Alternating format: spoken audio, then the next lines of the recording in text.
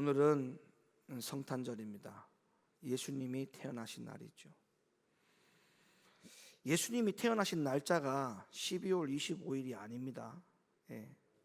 12월 25일이 예수님이 태어나신 날이지는 않지만, 그러나 우리에게 중요한 것은 예수님이 언제 태어나셨느냐, 그 날짜가 중요한 게 아니고 예수님이 어떤 목적으로 태어나셨느냐, 그것이 날짜보다도 더 큰 의미가 있고 더 중요한 것이라고 저는 생각이 되어집니다. 그래서 예수님께서 이 땅에 왜 태어나셨고, 어떤 목적으로 오셨고, 또 예수님의 태어나심 뿐만 아니라 육신의 몸을 입고 이 땅에서 주님께서 친히 사시는 동안에 또 주님께서는 어떤 일들을 하셨고, 또 그런 일들을 왜 하셨는지, 그리고 뿐만 아니라 주님은 죽으셨는데 왜 죽으셨는지, 어떤 이유 때문에, 어떤 목적 때문에 죽으셨는지, 다시 말하면 예수님의 탄생 또한 중요하고, 그리고 예수님이 사신 것과 죽으신 것도, 그 모든 것이 다 중요하기에 우리는 이 성탄절날 예수님께서 이 땅에 왜 오셨는지에 대한 탄생의 의미, 목적뿐만 아니라 예수님께서 이 땅에서 사시는 동안에 무엇을 하셨고 뭘 중요하게 우리가 생각을 해야 되고, 예수님께서 또 죽으시고 마지막에 죽으시고 우리에게 주신 영적인 의미와 목적이 무엇인지, 우리는 이 모든 것을 다 알아야 될 필요가 있는 날이 바로 성탄절입니다. 그래서 이 성탄절은 예수님의 나심부터 예수님의 죽으심까지, 이것을 통해서 우리가 얻게 될 교훈이 뭔지를 정확하게 알 필요가 있는 것이 바로 이 성탄절이기에, 오늘 이 성탄절을 통해서 오늘 하나님께서 우리에게 주신 하나님의 말씀은 예수님의 나심부터 죽으심까지의 의미라는 제목으로 여러분들에게 하나님의 말씀을 대언할 것입니다. 첫째로 예수님의 탄생을 한번 들여다볼까요? 자, 예수님의 탄생 중에 가장 중요한 의미와 목적이 뭐냐 하면, 결론적으로 말씀을 드리자면 예수님의 탄생은 하나님께로부터 생명을 받은 탄생이다. 그렇게 여러분들이 알고 계시면 좋겠습니다. 여러분, 예수님이 하나님께로부터 생명을 받았기 때문에 예수님의 탄생 이후 모든 삶의 시작은 하나님의 생명과 함께 시작이 되었다, 이렇게 우리가 정의를 해도 절대 무리한 말이 아닙니다. 그래서 예수님의 탄생은 이 땅에 아기 예수님의 그 형상을 우리가 머릿속에 그림을 그리기보다는 하나님의 생명이 이 땅에 태어났다, 하나님의 생명을 부여받으신 예수님이 이 땅에 태어나셨다. 그래서 예수님의 생명을 우리는 더 크게 우리 눈으로 보는 시각이 있어야 할 것입니다. 그러니까 아기 예수, 말 구유에 누이신 그 귀여운 아기, 이쁜 아기, 이런 아기에 우리가 눈을 맞출 게 아니라 하나님의 생명을 부여받으신 예수님, 하나님의 생명이 태어나신 그 예수님, 하나님의 생명에 우리의 눈과 우리의 모든 시선이 초점이 맞추어져야 한다는 것이죠. 그래서 예수님 스스로도 하나님의 생명을 부여받아서 탄생하신 그 사실을 예수님은 굉장한 자부심을 가지고 우리에게 성경 곳곳에서 그것을 중요하게 말씀해 주고 계셔요. 예수님은 요한복음에서 이렇게 말씀하셨어요. 요한복음 6장 57절 말씀, 살아계신 아버지께서 나를 보내셨다. 그러니까 예수님이 어디서부터 오셨느냐, 누구로부터 오셨느냐, 어떤 생명으로부터 나셨느냐, 이 부분을 잘 가르쳐 주고 있어요. 동정녀 처녀의 몸에서 출발되어진 예수가 아니라는 거예요. 그 예수는 동정녀 처녀의 여자의 몸에서 나신 그 예수를 우리에게 예수님은 한 번도 결코 말씀하신 적이 없어요. 예수님이 뭘 말씀하시는지를 잘 눈여겨보시기 바랍니다. 예수님께서 하시는 말씀이에요. 살아계신 아버지께서 나를 보내셨다. 그러니까 우리는 예수님의 탄생 가운데 뭐를 볼 수 있는 안목이 있어야 되느냐 하면 그 예수님의 탄생 가운데에 하나님 아버지께로부터 오신 그 예수, 그 생명을 우리가 봐야 되죠. 우리가 그걸 주목해야 돼요. 요한복음 3장 35절 말씀, 아버지께서 아들을 사랑하사 만물을 다 그 손에 주셨으니, 만물을 다 누구의 손에 주셨느냐? 예수님의 손에 주셨다. 그 말은 무슨 말이냐면 아버지의 모든 권능, 아버지의 생명, 아버지의 또한 모든 권능까지 누구에게 부여해 주셔서 이 땅에 예수님을 탄생시켰느냐면 바로 예수 그리스도, 하나님 가지고 계신 모든 권능, 모든 생명을 아들 예수에게 부여해 줘서 이 땅에 그 예수가 태어나게 하셨다. 예수님의 탄생은 너무나 대단한 거예요. 요한복음 5장 26절, 아버지께서 아들에게도 생명을 주어 그 속에 있게 하셨다. 예수 안에는 누구의 생명이 있다고요? 하나님 아버지의 생명이 그 속에 있게 하셔서 이 땅에 예수님이 태어나셨다. 사랑하는 성도 여러분, 하나님은 저와 여러분들에게도 하나님의 생명을 주셨어요. 믿습니까? 예. 예수 그리스도에게 하나님의 생명을 부여해 주셨듯이 오늘날 저와 여러분에게도 하나님이 생명을 주셨어요. 그러나 그 생명은 오직 하나님을 통해서만 유지될 수 있는 그리스도의 생명이 또한 우리 안에 있음을 우리는 고백하고 살아가고 있습니다. 그렇다면 우리는 어떻게 살아가야 될 건가? 예수님의 탄생을 우리가 생각하면서 우리가 이 성탄절에 우리가 어떤 의미의 삶을 살아야 되느냐, 우리가 이 부분에 대해서 잘 접목을 시키지 않는다면 이 성탄절에는 저와 여러분들이 의미가 없는 성탄절을 또한 보내고 마는 것이죠. 하나님의 생명을 예수 그리스도에게 부여해 주고 그 생명을 부여받았다라고 하는 것에 대해서 한치도 생각을 놓지 않고 그 하나님의 생명과 더불어서 살아가신 그 예수 그리스도, 그 예수 그리스도가 우리 안에 있다면 저와 여러분들은 하나님의 생명과 예수의 생명이 우리에게 같이 있는 것이죠. 그러면 우리의 삶은 예수님도 하나님의 생명으로 출발되어 살았듯이 저와 여러분들에게도 하나님의 생명을 부여받아서 이 땅을 살아가야 되고 예수 그리스도의 생명을 부여받아서 이 땅을 살아가야 합니다. 그러니까 그야말로 하나님 아버지의 생명을 가진 하나님의 자녀, 그야말로 예수의 생명을 가진 예수의 자녀, 그 본질을 잊어버리면 안 돼요. 세상 사람들하고 달라야 돼요. 우리는 결코 마귀에 속한 자녀의 삶을 살아가면 안 됩니다. 왜? 하나님의 생명이 우리에게 부여되어 있기 때문에, 예수 그리스도의 생명이 우리에게 부여되어 있기 때문에 우리는 결코 우리 마음대로 살아갈 수가 없어요. 여러분 보세요. 생명을 잉태한다는 것은 너무나 귀중한 겁니다. 우리가 산모들이 생명을 부여받잖아요. 그래서 그 생명을 잉태하잖아요. 몸 안에 생명이 있다는 거예요. 몸 안에 생명. 그 몸 안에 생명이 있다라고 하는 것을 병원에 가서 진단을 받고 그 결과를 알고 난 이후에 산모가 어떻게 합니까? 몸조리를 잘하죠. 관리를 잘합니다. 근데 그 몸 관리를 하는 겁니까? 생명 관리하는 겁니까? 생명 관리하는 거죠.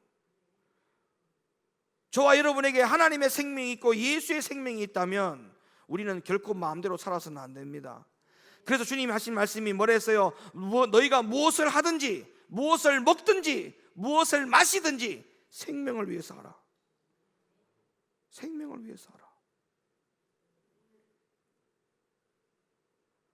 산모가 몸 관리하고 음식을 골라서 먹고 몸에 해가 되는 것을 절대 먹지 않고 이런 모든 관리를 왜 하느냐? 자기 자신을 위해서 하는 거냐? 아니요, 생명을 위해서 하는 거예요. 그럼 우리가 왜 그렇게 살아야 되느냐? 내 안에 하나님의 생명 때문에 그렇게 살아가야 되는 거예요. 왜 거룩해야 되느냐? 왜 진실해야 되느냐? 왜 우리가 하나님의 계명을, 하나님의 말씀을 따라가야 되느냐? 이 안에 생명이 있기 때문에 그런 거예요. 그래서 우리는 하나님의 생명을 담고 살아가는 질그릇과 같은 존재라고 성경은 우리에게 말씀하고 있습니다. 우리가 그릇이라는 거죠. 왜 그릇이냐? 거기에 뭔가 담을 수 있다는 거예요. 뭐가 담겨 있다는 거거든요. 그럼 뭐가 담겨 있고 뭐를 담아야 되느냐? 하나님의 생명을 담고 있고 예수님의 생명을 담궈야 되기 때문에, 그래서 우리는 질그릇이라고 성경은 말씀하고 있어요. 로마서 6장 13절 말씀, 또한 너희 지체를 불의의 병기로 죄에게 드리지 말고 오직 너희 자신을 죽은 자 가운데서 다시 산 자같이 하나님께 드리며 너희 지체를 의의 병기로 하나님께 드리라. 그러니까 우리는 하나님의 생명을 우리는 스스로가 잉태하고 살아가는 존재가 되었기 때문에 우리 자기 자신을, 내 몸을 의의 병기로 하나님께 드리고 살아가는 그 목적이 우리에게 왜 필요하냐? 이 성탄절에 우리가 왜 이걸 생각하고 왜 교훈을 삼아야 되느냐 하면, 예수님의 탄생이 하나님의 생명을 부여받아서 탄생하신 것이고, 그 예수님의 탄생을 우리가 믿고 있는 성탄절이라면 저와 여러분 안에도 예수의 탄생이 여기 안에 같이 있는 것이죠. 그러면 우리가 어떻게 결코 하나님의 생명을 품지 않고 우리가 그것을 우리가 배제하고 살아간다라고 하는 것은 있을 수 없는 일이고, 특히 이 성탄절에 그 의미를 부합하지 아니하고 살아간다라고 하는 것은 의미가 없는 성탄절이에요. 하나님의 생명을 부여받은 예수님이 탄생하신 이 성탄절에 우리가 이 의미를 생각하지 못한다면 세상으로 나가길 수밖에 없죠. 그래서 우리는 이 성탄절에 예수님이 왜 오셨는지, 어떻게 오셨는지 우리가 이 부분에 대한 진실함을 우리가 안다면 이 성탄절날 우리가 그냥 마냥 기쁘고 좋은 것이 아니라, 그래, 내 삶도 예수님처럼 하나님의 생명을 부여받았으니 내 안에 하나님의 생명이 잉태하고 있으니 내가 내 몸을 의의 병기로 드리면서 살아가리라, 이런 결단과 각오가 있는 성탄절이 되어야 될 줄로 믿으시면 아멘 하시길 바랍니다. 그리고 두 번째로, 예수님의 탄생은 그러했고, 그리고 예수님의 삶은 하나님을 의지하면서 사셨습니다. 예수님께서 이 땅에 하나님의 생명을 부여받아서 태어나신 이후에 그로부터 모든 출발은 하나님의 생명과 함께 출발되었다라고 제가 분명히 말씀을 드렸죠. 그러다 보니까 예수님의 모든 삶의 전체가 33년이라고 하는 인생을 사시면서 어떻게 사셨는가를 한번 보세요. 결론이 뭡니까? 오로지 하나님을 의지하고 사셨다라고 성경은 답을 해주고 있어요. 그러니까 하나님의 생명으로 시작되어진 삶이 시작되니까 모든 결론이 하나님을 의지하면서 살아갈 수밖에 없는 예수님의 삶을 우리는 이 성탄절날 다시 한번 되새겨야 됩니다. 그러다 보니까 예수님의 고백이 어떤 고백밖에 없었느냐 하면, 나는 스스로 아무것도 할 수 없다라고 하는 고백이 예수님의 고백이셨어요. 여러분, 예수님이 하나님의 아들입니다. 다시 말하면 예수님은 하나님으로부터 생명과 모든 권리를 전부 다 부여해 주셨다고 말씀하고 있죠. 그러면 예수님 스스로도 얼마든지 할 수 있어요.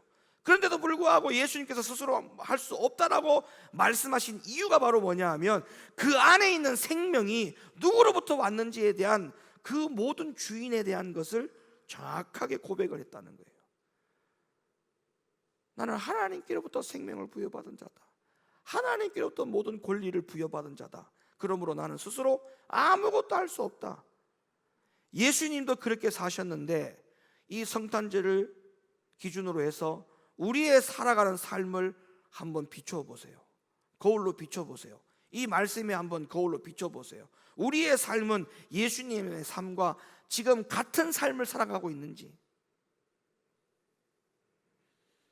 예수님은 결코 나는 아무것도 스스로 할 수 없다라고 말씀하신 반면, 우리는 예수님을 배제하고 하나님을 배제하고 모든 것을 스스로 할 수 있는 사람으로 살아가고 있지 않습니까? 그러면 안 되는 거예요. 그러면 결코 안 되는 거예요. 그러면 하나님의 생명을 부여받은 사람으로서 출발되어지는 삶이 시작되어지도 않을 뿐더러 하나님을 의지하지 않고 살아간다는 삶은 예수가 그 안에 없는 삶입니다. 예수님께서 뭐라고 말씀하셨는지를 성경을 일단 보겠습니다. 요한복음 5장 19절, 그러므로 예수께서 저희에게 이르시되 내가 진실로 진실로 너희에게 이르노니 아들이 아버지의 하시는 일을 보지 않고는 아무것도 스스로 할 수 없나니, 아무것도 스스로 할 수 없나니, 아무것도 스스로 할 수 없나니. 예수님이 하신 말씀이에요. 아무것도 스스로 할 수 없나니 아버지께서 행하시는 그것을 아들도 그와 같이 행하느니라. 자, 이 말씀 잘 보세요. 아버지께서 행하시는 그것을 아들도 그와 같이 행하고, 또 이 말씀이 조금 더 이어간다면 아들도 그와 같이 행하시는 것을 나도 그와 같이 행하느니라. 이렇게 돼야 되지 않겠습니까? 그래야 하나님의 생명이 예수에게도 있고 저와 여러분에게도 있다는 것이 이게 증명되는 것이죠. 아버지께서 행하시는 그것을 예수도 그와 같이 행하느니라. 그 다음에 예수가 행하신 그것을 나도 그와 같이 행하느니라. 하나님 아버지의 생명을 부여받은 예수니까 그 예수님이 하나님의 생명을 부여받은 아들로서 그와 같이 살았다면, 저와 여러분들도 하나님의 아들이고 예수의 아들, 예수님의 신부 아닙니까? 그러면 저와 여러분들도 어떻게 살아가야 됩니까? 하나님의 생명을 부여받은 자답게 살아가야죠. 스스로 할 수 없음을 고백해야죠. 주님, 나는 스스로 아무것도 할 수 없습니다. 나의 생명은 내 스스로 온 것이 아니고 아버지께로부터 왔습니다. 나는 아무것도 할 수 없습니다. 이런 삶이 우리의 삶이 되어야 될 줄로 믿습니다. 요한복음 14장 10절 볼까요? 나는 아버지 안에 있고 아버지는 내 안에 계신 것을 네가 믿지 아니하느냐? 내가 너희에게 이런 말이 스스로 하는 것이 아니라 아버지께서 내 안에 계셔 그의 일을 하시는 것이라. 그러니까 예수님은 33년의 생애를 사시면서 철저하게 어떤 일이든 무슨 일이든 아버지의 이름으로 행하셨을 뿐만 아니라 오로지 아버지의 가르침대로 순종했다는 거예요. 아버지가 하라고 하면 하고 아버지가 하지 말라고 하면 하지 않는 그 모든 일을 철저하게 지키셨다는 거예요. 철저하게. 사도 바울도 보세요. 사도 바울은 처음에는 주님을 신뢰하거나 의지하기보다는 얼마든지 자기 과신에 빠질 위험이 있는 아주 요주 인물 중에 한 사람이었어요. 요주 인물 중에 한 사람이었어요. 큰 시험을 당하게 한 것도, 때로는 위험 가운데서 하나님이 그를 지켜주신 것도, 또한 육체의 가시가 허락된 것도 모두가 다 하나님을 신뢰하지 않는 잘못을 범하지 않기 위해서 하나님이 그에게 허락하신 것이라고 성경은 말씀하고 있어요. 그래서 바울이 이렇게 말합니다. 갈라디아 5장 10절 말씀 볼까요? 나는 너희가 아무 다른 마음도 품지 아니할 줄을 주 안에서 확신하노라. 다른 마음을 품지 말라는 거예요. 다른 마음을.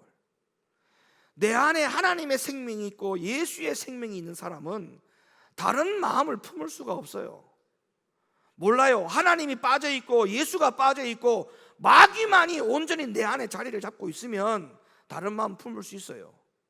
그러나 결코 그러지 않아야 될 이유가 뭡니까? 내 안에 마귀는 없어야 됩니다. 할렐루야. 오직 하나님과 예수의 생명만 있어야 된다는 것이죠. 철저하게 나는 스스로 아무것도 할 수 없습니다. 하나님께서 하라고 하시면 하고 내가 하지 말라고 하면 하지 말아야 될 존재일 뿐입니다라고 살아가는 믿음의 사람은 다른 마음을 품지 않죠. 우리 사랑하는 성도 여러분, 이 성탄절에 여러분의 마음들이 정화될 수 있기를 예수님의 이름으로 축원합니다. 혼탁하고 탁한 마음들이 이 성탄절에 예수의 온전한 생명의 마음으로, 하나님의 온전한 마음으로 정화될 수 있는 성탄절이 되었으면 좋겠습니다. 빌립보 2장 1절 그러므로 그리스도 안에 있는 무슨 권면이나 사랑에 무슨 위로나 성령에 무슨 교제나 긍휼이나 자비가 있거든 마음을 같이하여 같은 사랑을 가지고 뜻을 합하여 한 마음을 품어. 우리가 하나님의 생명과 예수의 생명은 두 가지가 아닙니다. 하나입니다. 하나. 그러면 우리의 마음에 전혀 다른 마음이 없어야 되는 것도 물론이고 마음이 하나가 돼야 돼요. 그래서 뭐라고 말씀합니까? 아무 일이든지 다툼이나 허영으로 하지 말고 오직 겸손한 마음으로 각각 자기보다 남을 낮게 여기고 각각 자기 일을 돌아볼 뿐더러 또한 각각 다른 사람들의 일을 돌아보아 나의 기쁨을 충만케 하라. 너희 안에 이 마음을 품으라. 곧 그리스도 예수의 마음이니.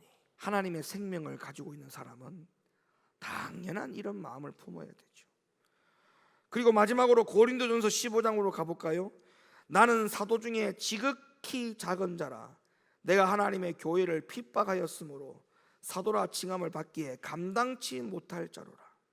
그러나 나의 나된 것은 하나님의 은혜로 된 것이니 내게 주신 그의 은혜가 헛되지 아니하여 내가 모든 사도보다 더 많이 수고하였으나 내가 아니요 오직 나와 함께 하신 하나님의 은혜로다. 그렇다면 예수의 이 사심, 예수님의 이 사심의 과정 통해서 우리가 이 성탄절날 우리가 주목해야 될 교훈이 뭡니까? 우리 스스로도 자기 자신을 과신하면서 살아갈 수 있는 사람이 되면 안 됩니다. 여러분, 우리가 우리의 이름을 내는 것은 하나님이 절대 용납하지 않아요. 왜냐하면 하나님이 받으실 영광을 우리가 가로채는 것이기 때문에. 하나님이 받으실 영광을 누군가 가로채면 하나님은 용납하지 않습니다. 그러니까 우리가 어떤 일을 하든지 간에 자기 이름을 내고 자기의 과실을 드러낸다는 것은 하나님 아버지의 영광을 드러내지 않는다는 것이고 그 영광을 깨뜨린 것이고 그 영광을 가리우는 역할이기 때문에 하나님은 결코 그들에게 복을 주지 않아요. 복을 주지 않습니다. 여러분, 바벨탑 사건을 보세요. 바벨탑 사건에서 가장 중요한 게 뭡니까? 그들이 자기의 이름을 냈다고 했어요. 자기의 이름. 바벨탑의 무너짐의 가장 큰 요인이 뭡니까? 하나님의 영광이 아니었거든요. 그 일들은 전부 다 자기의 이름을 내는 일들이었습니다. 그러니까 하나님이 그 바벨탑에 지어지고 올라가는 것을 용납하지 않으신 것이죠. 여러분, 이 땅에 살아가는 모든 삶의 과정이 우리의 이름을 내고 우리를 과시할 수 있는 인생이 아무것도 없음을 여러분들이 믿음으로 고백할 수 있기를 바랍니다. 그래야만이 그것이 예수님의 삶을 본받아서 살아가는 삶이라고 말씀드릴 수가 있어요. 나는 아무것도 아닙니다. 하나님만이 나의 전부가 되십니다. 하나님께서 나를 붙들어 주지 아니하면 나는 단 한순간도 하나님이 원하는 올바른 방향으로 내 발걸음이 옮겨갈 수가 없습니다. 자기 자신의 약함을 고백하고 하나님이 나를 붙들어 줘야만이 내가 하나님의 옳은 길로 갈 수 있음을 고백하는 그 믿음의 삶이 예수님께서 살아가시는 모든 삶에 있어서 우리가 그 삶을 닮아가고 본받아 갈 수 있는 영적인 교훈이 될 것이라고 생각되어집니다. 그리고 마지막으로 예수님의 죽으심을 들여다볼까요? 예수님의 죽으심 안에는 끝까지 하나님 앞에 절대 복종하시면서 사셨던 죽으심이었습니다. 우리는 예수님의 죽으심을 우리들의 속죄와 관련해서는 매우 잘 알고 있어요. 물론 우리의 구속을 위해서 주님이 보혈을 흘려서 대속의 공로를 이루어 주신 것은 아무리 강조해도 지나치지 않는 복음일 것입니다. 그러나 이 예수님의 죽으심에는 또 다른 교훈이 있다는 것을 여러분 결코 잊으시면 안 됩니다. 그게 뭐냐 하면 예수님은 단 한순간도 예외 없이 마지막 죽음까지도 하나님을 위해서 사시다가 죽었다는 사실. 마지막 죽음에 이르기까지 결코 자기를 위해서 살지 않았어요. 자기를 위해서. 자, 보세요. 십자가에서 그 모든 고통을 당하셨어요. 자, 그런데도 얼마든지 그 십자가에서 예수님께서 내려올 수 있어요, 없어요? 로마 병정들, 군사들, 대제사장들, 조롱하는 그들을 예수님께서 손댈 줄 몰라서 손을 안 댈 줄 아십니까? 손에다가 못을 칠 때, 대못을 칠 때 그 대못을 치는 그들을 하나님이, 예수님이 손볼 줄 몰라서 손을 안 보신 겁니까? 왜 어린 양이 마치 도살장에 끌려가는 것처럼, 이사야의 예언처럼 왜 예수님께서 그렇게 죽으셔야만 했을까요? 마지막까지 자기를 위해서 사지 않으시려고, 마지막 순간까지 어떠한 고통이라도 주님께서 마지막에 하신 말씀이 있다면 이런 말씀 하셨지요. 이 고통이 지나가게 해달라고.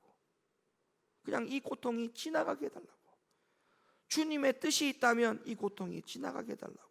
그거 말고는 주님께서 자기를 위해서 그 어떠한 발언도 십자가에서 하신 적이 없어요.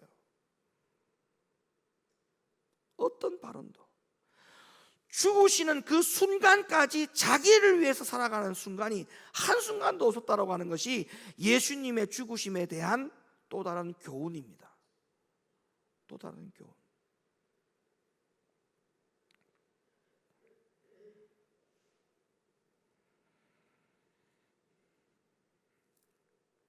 그러므로 오늘날 우리가 하나님을 온전히 신뢰하면서 살아가는 것도 너무나 중요하듯이, 우리는 죽기까지 예수님의 죽으심을 본받아야 된다면 우리는 죽는 그 순간까지 하나님의 생명을 부여받아서 살아가는 우리 모두는 나 자신을 위해서 살아가는 삶이 되어서는 안 됩니다. 오로지 주님을 위해서 마지막까지 우리가 죽음을 맞이할 수 있는 그런 믿음이 우리에게 있어야 되겠죠.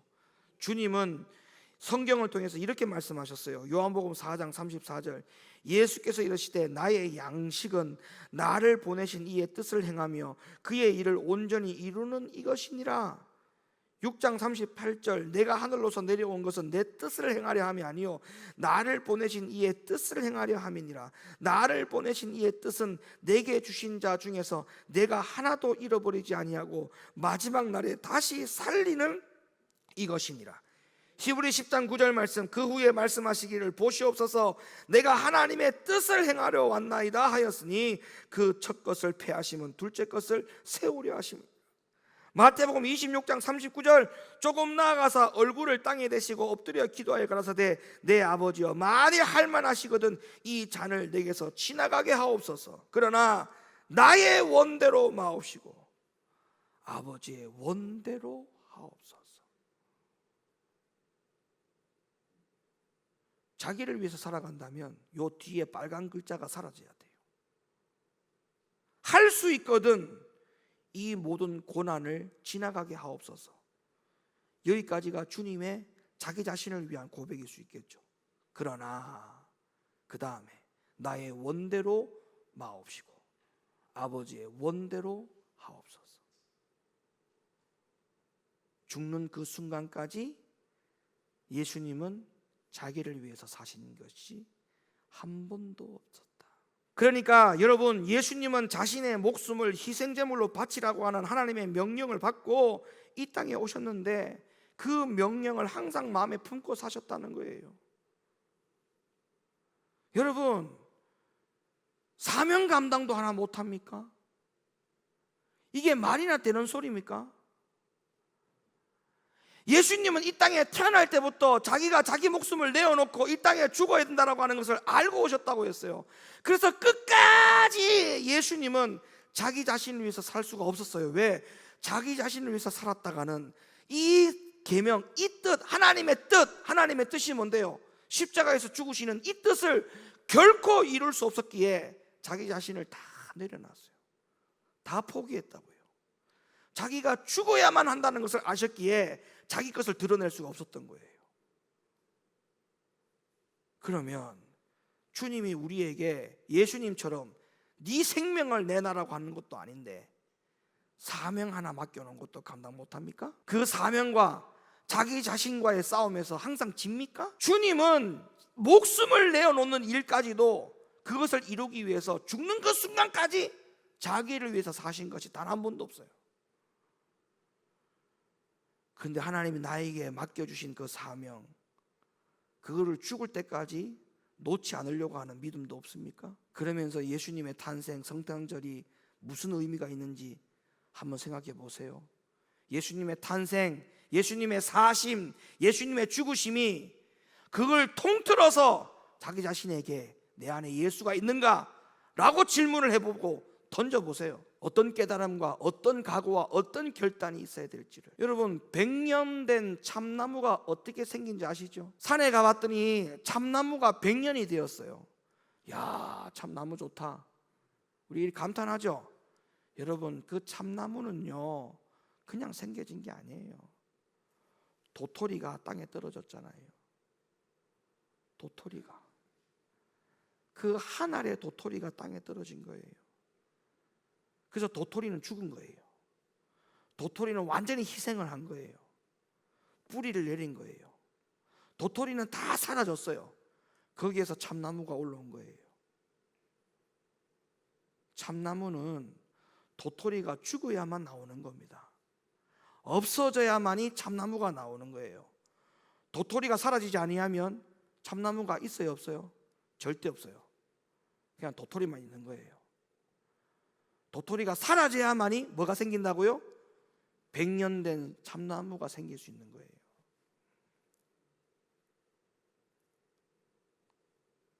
이 교회가 그냥 성탄절에 현수막만 걸어놓는 교회가 될 거냐, 아니면 이 교회가 진짜 성탄절이 있는 교회가 될 거냐.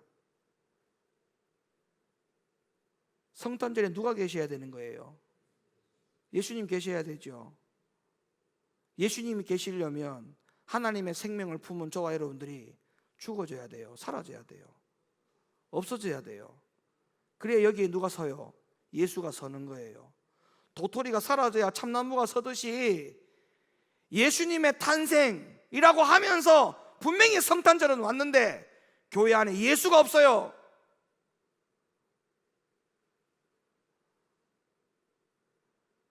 예수님이 사신 것을 내가 믿는데 예수가 없는 삶을 살아가요. 이유가 뭘까요? 내가 안 죽어서 그래. 나라는 존재가 아직까지 그대로 살아있어. 도토리가 남아있는 것을 보고, 야, 너 왜 참나무 안 되니? 너 왜 참나무 안 되니? 그거하고 똑같은 거예요. 아, 우리 교회는 예수가 없어. 그렇게 말하기 전에 내 자신이 죽지 않음을 하나님 앞에 철저하게 회개하세요. 그래서 결론입니다. 이 예수님의 탄생을 기뻐하는 이 성탄절에 예수가 나셔야 돼요. 예수가 나시고 예수가 서셔야 돼요. 예수가 나시고 예수가 서시려면 도토리는 없어져야 돼요. 진짜 좋은 교회가 어딘지 아십니까? 진짜 좋은 교회, 내가 사라지는 교회가 진짜 좋은 교회예요. 여러분, 여기에 예수님 진짜 태어나셔야 돼요. 예수님이 서셔야 돼요. 예수님이 살아셔야 돼요. 그러려면 도토리가 어떻게 돼야 돼요? 없어져야 돼요. 저와 여러분들이 죽어야 돼요. 그래야 예수님이 살아나요. 이것이 우리에게 성탄절입니다. 바울의 고백을 볼까요? 로마서 5장 18절. 그런즉 한 범죄로 많은 사람이 정죄에 이른 것 같이 의의 한 행동으로 말미암아 많은 사람이 의롭다 하심을 받아 생명에 이르렀느니라. 한 사람의 순종치 아니함으로 많은 사람이 죄인 된 것 같이 한 사람의 순종하심으로 많은 사람이 의인이 되었다. 로마서 6장 4절. 그러므로 우리가 그의 죽으심과 합하여 침례를 받음으로 그와 함께 장사되었나니 이는 아버지의 영광으로 말미암아 그리스도를 죽은 자 가운데서 살리심과 같이 우리로 또한 새 생명 가운데서 행하게 하려 하십니다. 그래서 나 자신을 죽이는 것 말고는 예수님의 탄생이 드러나는 것이 다른 방법이 없어요. 2000년 전에 태어나신 그 예수, 베들레헴, 거기 찾아가서 예배하는 게 중요한 게 아니에요. 오늘날의 내 현장에서, 내 삶에서 예수의 탄생이 기뻐해지려면 내가 죽어야 돼요. 사도행전 20장 24절 우리는 이렇게 살아가야 됩니다. 나의 달려갈 길과 주 예수께 받은 사명 곧 하나님의 은혜의 복음 증거하는 일을 마치려 하면은 나의 생명을 조금도 귀한 것으로 여기지 아니하노라. 고린도후서 11장 23절과 27절 말씀, 저희가 그리스도의 일꾼이냐 정신없는 말을 하거니와 나도 더욱 그러하도다. 내가 수고를 넘치도록 하고 옥에 갇히기도 더 많이 하고 매도 수없이 맞고 여러 번 죽을 뻔하였으나 유대인들에게 40에 하나 감한 매를 5번 맞았으며 3번 태창으로 맞고 1번 돌로 맞고 3번 파선하는데 일주야를 기쁨에서 지냈으며 여러 번 여행에 강의 위험과 강도의 위험과 동족의 위험과 이방인의 위험과 시내의 위험과 광야의 위험과 바다의 위험과 거짓 형제 중에 위험을 당하고 또 수고하며 애쓰고 여러 번 자지 못하고 줄이며 목마르고 여러 번 굶고 춥고 헐벗었노라. 여러분 보세요. 바울의 삶이 철저하게 자기 자신을 죽이지 않습니까? 지금 그런 삶이 역력하게 나오고 있죠. 그러면서 자꾸 누구 때문에 참는 게 보입니까? 누구 때문에 인내하는 모습이 여기에 보입니까? 누구 때문에 수고하는 모습이 보입니까? 오직 예수입니다. 오직 예수. 오직 예수. 오직 예수. 그래서 이 예수님의 탄생의 결론이 뭐냐?